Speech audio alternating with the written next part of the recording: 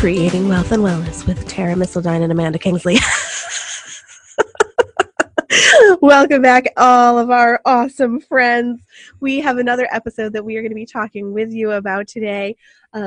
Before we do that, I see whenever I'm like clicking all of the things that I need to do to get this show started, I always forget that I have to go back to iTunes and get a review. I have a good one in front of me. Oh, do it, please. Yeah. I think maybe you know who this is. T. Lime. I had a thought, and she said it wasn't her, so I don't know who it is. It's a mystery listener. Mm-hmm. This is Amanda and Tara. Thank you for coming together to help us reach deeper into what we want for ourselves. So inspiring. Oh, whoever you are, I want to know who you are. Announce yourself. That's just a beautiful string of words right there. Reach deeper into what we want for ourselves. Them is some well-strung words. Yes, T. Lime, you are our hero of the day. Absolutely. Or our heroine. And if you, dear listener, would like to be our future hero or heroine of the day, please do go into iTunes and leave us a podcast rating and review. It helps us so much, more than you know, unless you also do a podcast. And if you do, tell us what you do so that we can come check it out and return the favor. Okay, so how are we going to open this show with our gratitudes? Gratitude. I'm gonna go to the foundational groundwork and give some gratitude for my husband, who is so supportive. I think a lot of partners out there, there's so many ways to support your partner. One thing I love about my husband is that he has, you guys are going to laugh at this. And you're going to be like, you're thanking him for this? I've been blogging for years. I have had built 3 websites at this point. I don't think he's ever opened a website, read a blog post, or listened to a podcast of anything I've done. And I'm totally okay with that because he is so supportive. Like, there's just this, like, solid rock belief that I really appreciate. And it's not like giving me feedback or ideas or problem solving or planning. It's just love, unconditional love and support. Cool. That's yeah. Beautiful. I love it. Okay. Mine is a gratitude for the excitement that I have for something that's coming up for me. And that is a super fancy, snazzy, special haircut. I have not had my hair actually cut by a professional since before Aria was born. So we're going on like 4 years. She's almost 4. She's almost 4. And I have like really kind of wild curly hair. And I always just cut it myself. If I see it getting too crazy, I'll just like chop the end of a curl off. So my sister-in-law gifted me a gift certificate to this salon who is like specializes in this fancy haircut specifically for curly hair. And I cannot wait. I'm so excited, and it has been such a journey trying to get this stinking appointment because I've been blizzarded out twice. They were completely closed for like the week after my birthday all the way past New Year's. It was like, I have been waiting so long, and now I'm in like the less than a week home stretch. So it's like this huge light at the end of the tunnel, and I'm super, super excited and grateful. That must be why you pulled out your sexy voice at the beginning of this one. Maybe. Wait till you see how sexy this voice gets after I have this new haircut. So super excited. And today, Amanda, what are we talking about? We are talking about parenting today. We're talking about, which I guess, it's just all interaction with human beings. But in the essence of parenting, we're talking about empowering our children versus protecting them. Maybe versus is not the right word, but where do those lines come into play? Where we're really empowering them to make independent, resourceful choices for their own lives versus protecting them. And where and when and how do we choose what to do? Because it's a wild territory out here in the parenting world. I think Tara and I both really strive to empower our kids and create independent human beings in the world. And protection's a tricky place to navigate. Yeah, definitely. I know that this topic had been on my mind a lot when we were brainstorming toward the tail end of 2017, thinking about topics that we wanted to share and talk about this coming year. And I spent a fair amount of time kind of obsessed with this premise last year. At the time, I had also been really excited about launching kind of a parenting, mothering new podcast, which I decided to table for a while. But because of that, I was like really in this zone. And through many conversations, particularly with my husband and his family, they grew up in a very, very different environment than I did. I was a kid in the 80s in San Francisco. So both of my parents... That's awesome. I've never heard that. Really? Both of my parents were extremely sort of liberal and vibrant and wild. They were kind of party people, and like, I don't know, there's got to be listeners out there that know what the Folsom Street Fair is in San Francisco. It's a pretty wild parade that involves assless chaps, just as an idea. And we as a family attended that parade when I was like 4 years old, and I have like these vivid memories of all of this crazy glitter and floats and people wearing completely wild avant-garde clothing, and also, you know, and I don't mind going into like a little bit of very personal history stuff because I think it's important. Because it impacts how I choose to raise my daughter now. And the difference in the way that my husband's family grew up was the most shocking, and it's what got me on this idea of empowering her versus protecting her. And obviously, protecting my daughter from dangers, especially at this age, is totally critical. I'm not saying that I favor empowering her and allow her to face things that are dangerous to her, not by any stretch. But, you know, I grew up in San Francisco, and sexuality in general was a very open discussion. And thank God, because I was in a situation where I was absolutely at risk of sexual assault. I was 4 years old and at a home daycare, and this woman had a contractor that was working on remodeling her bathroom, and he took me into the back room and asked me if I wanted to see something funny, and undressed and then asked me to do things. And we had already had this conversation with me at the age between 4 and 5, where my mother had been comfortable enough being, here's the power you have over your own body. Here are the power, here's, you know, like here, she empowered me to be able to say to this grown man at the age of 4, that's not funny, and run out of the room, tell the woman who had the daycare, and protect my little sister. So I will forever be grateful that my mother wasn't uncomfortable about that conversation of sexuality with a 4-year-old. I don't know what decision I would have made had I not had these conversations with my mom. So it feels... My whole body has children. Yeah, if I do too, because I mean, I'm so beyond grateful that I had the childhood that I had, of one that was empowering, especially in, you know, we always were raised that we had power and say over our body. And even though we had those messages from our parents, the rest of the messages from the world sometimes clouded that out. And that is very, that feels extremely important for me to be aware of now as a mother, like what my role is in sometimes counteracting the rest of the messages in the world to my child. Right.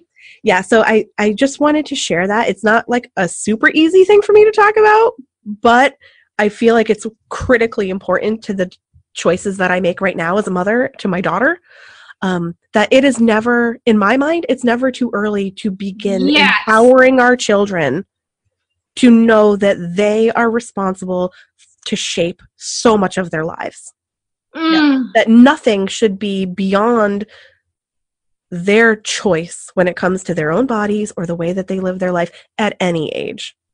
And how do we have those conversations? And when? Imagine being your mother, like, and to know that that she had created that environment in which you could stand up for her daughter could stand up for herself. Yeah. Wowza. Yeah, totally. Wow. And 4, I mean, that's early. I think a lot of listeners are probably thinking, well, I would never talk to my kids about sexuality when they're 3 or 2 or 4. And what a perfect example about how we can open those doors when they're that small, when they're that little, and I mean, I have in a healthy way. I have already had these I started having these conversations with Aria as soon as she became aware of like her private body. So, and in my mind, there's always, I let her determine for me what stage she's ready for. I mean, like, we definitely have not had like the sex talk at age almost 4, but we have absolutely been having the talk for a long time about what part of your body do you get to like make the final choice about. Like, here are the people that mommy thinks can have permission to see your private body. Here are the contexts in which those loved ones can touch your private body. You know, like, and that nobody gets to tell you that they have permission to touch your private body, even me.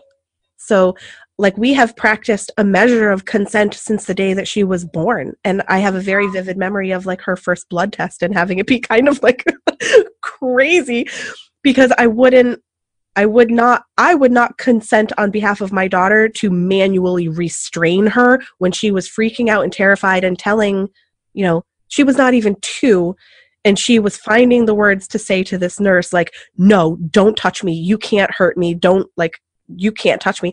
And I told them, like, no, I'm not going to just hold her down so that you can stick something into her body. Like, that's not the message I want her learning at 18 months old, you know? And so, like, those conversations of consent have been super important to me, and like, they will lead to consent around sexuality. But right now, it's just consent around her own body. Yeah. You know, like, no, I don't wash her private body without permission. It's always like, may I? Yeah. You know, can I wash your bum? Can I, you know, whatever. But I think like there's always the stage at which you can empower them, and they can determine for you when they are ready to like progress through those stages. And of course, it is a fine line, because I don't want to use the veil of empowerment to put something on her that she's not developmentally ready to process yet. You know, I don't want to talk to her about child abuse or, you know, like sexuality when she's not capable of processing that. But absolutely, she can know that she has power over parts of her body, even with her mom and dad. You just keep talking, because I'm just absorbing and thinking. I'm thinking, as a mother of a 13-year-old and a 10-year-old, I consider myself pretty open. I mean, we talk about a lot of stuff, but I feel like you have such a leg up on this, like, and probably because of your experience. And you can thank your mother giving you the power. I have. To make the decision. I have thanked her. You can also, like, that situation proved the lessons your mother taught you. So you were able to pass them on to your daughter. And I guess, like, not having had that experience and it been so vital to me in my life, I didn't have a lot of these conversations with my kids. At least not to the extent that it sounds like you are. And I just want to be the listener. Okay, well then there is one other kind of slight topic that I'd love to mention that is important for me as a mother, and that is respecting when she does have a curiosity that even makes me uncomfortable. Right. So like, can I mother her for her wellness and power, getting past my own barriers and my own issues? You know, so like, for instance, when she asks me a question that I would have thought she was too young to ask, not dismissing it and giving her sort of whatever answer assuages or like satisfies her curiosity for that time. And then and not saying like, oh, you're too young, we'll talk about that later. Like, no, if she's old enough to ask about it, right, she needs to know about it. I don't want something else answering this question for her. Like, I love that responsibility. I'm totally intimidated by it a lot. Yes. Being the person that is responsible to answer these questions for her. But also, like, I cherish that responsibility, and I will never dismiss a question no matter how uncomfortable it is for me. And we've had the conversation about having a measure of transparency with our children about our own experience of life. And there have been times where she's asked me questions and I'm like, so mommy, I don't actually know. I need a minute to think about how to answer you. Or clarifying the question before I just launch into some kind of answer, right. But never ever dismissing a curiosity that she has, even about uncomfortable topics, whether it be like death or, because it's obviously not, we're not just talking about empowering our daughters around sexuality. It's all of these topics that shape our children. And the way that we respond to them shapes them. Like, I don't ever want my child to hesitate to ask me something because she doesn't think that I can handle being asked. We came up with a situation with my 4-year-old recently, and he was making up a story, right? It was just a pretend story. And I remember consciously thinking like, wow, I'm glad I have the words to walk through this with him, because it would be really hard if I didn't. But it was just about like when it's appropriate to make up stories and when it's appropriate to tell the truth, and and where and how important it is to have that creative imagination, but when you not draw the line, but when it's also important to not tell stories. And so, it isn't always about sexuality, but it comes back to the same, all the threads just weave into each other. When you have those conversations around all different things, like death, like sexuality, like truth-telling, like self-care, all those things, they feed off of each other and into each other. Yeah. Oh, okay. So there's a whole other piece of this topic that we haven't even touched on pretty much, which is the protection piece, and the differentiation between these two. Like, I'm not saying that I want to empower Aria so thoroughly that I never have to protect her. That's unrealistic, and it's also my gift to be able to do that for her. Right. To say, actually, I know that you want to climb that tree, but that's too high, or at least I will redirect myself and try to get you. And we do that with each other as adults, not just with kids, not just parents. There's definitely a place of protection that's valuable. Yeah. And the empowerment for me is like the piece that's what I can do to prepare her for when I can't be there to protect her, or when I shouldn't be, or when life needs to teach her something. I want her to survive and thrive on the other side of whatever life offers her. And you can't do that exclusively from protecting her. I think the tree conversation is actually a great one to dig a little deeper into, because it's so mundane. It's like just so basic. Right, exactly. But a really good example of protecting and empowering in that situation is, you did say, I know that you want to. And then the empowerment comes into play when you're like, here's the ways, here's the time when you'll be able to, right? So here are some of the things we will need to do to get you ready to climb that tree. Right. Part of it is that you need to grow a little bigger and a little stronger and understand balance and and so you use the opportunity to teach instead of to like cage. Right.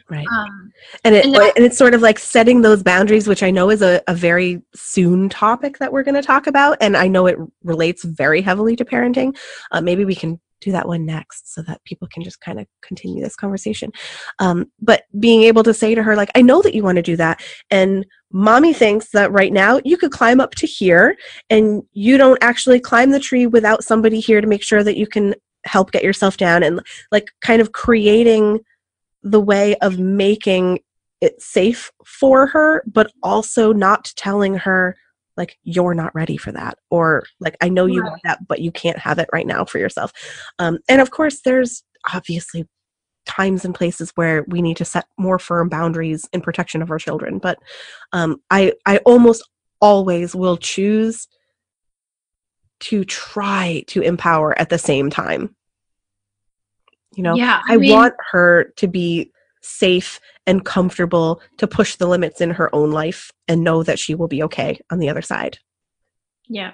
Because that's what I am most grateful for in my own life, is that I will experience fear and also know that I will be okay. Yeah. That I can do this. Beautiful. Love it. Well, I feel like I just listened to all your wisdom for that podcast episode, so thank you. Well, I'm really sorry. If there's anything we can totally do. You caught me off guard with that story. It was so powerful, and I immediately thought back to 10 years ago when my 13-year-old was 3, and I was trying to remember, like, did I have those conversations with her in whatever way? And which I think I did to some degree. Then also, like, did I just get lucky, or did she stand up for herself? And there's pieces of that I'll never know. But yeah, you definitely caught me off guard, and I appreciate that. So thank you. Well, thanks for listening, and thank you everybody for listening and being here, because getting to have these conversations is actually, getting to have these conversations is such a huge blessing in my life right now, and I appreciate everybody that's here to share them with us. So, okay, what is our ask to end this show? Well, I'd like to ask our listeners to ask us their questions so that we can be answering directly what you're interested in hearing more about. Or I loved that episode about, can you dig deeper into that? Or so send us your questions. Send us your questions. We could come up with topics till forever. Tara and I have no shortage of things. No, definitely not. But we are also happy to meet your direct desires. So please ask us your questions. Very cool. Okay, and my ask for today is that my niece says yes to babysitting for me tonight so that I can go on a date with my husband. I'm still waiting to hear from her until she gets out of school. So it's sort of an ask of the universe, like, please have her say yes. I love it. Because I really need a date. Okay, that's a wrap. We're done for today. Thank you so much, Amanda. And have a beautiful afternoon. You too.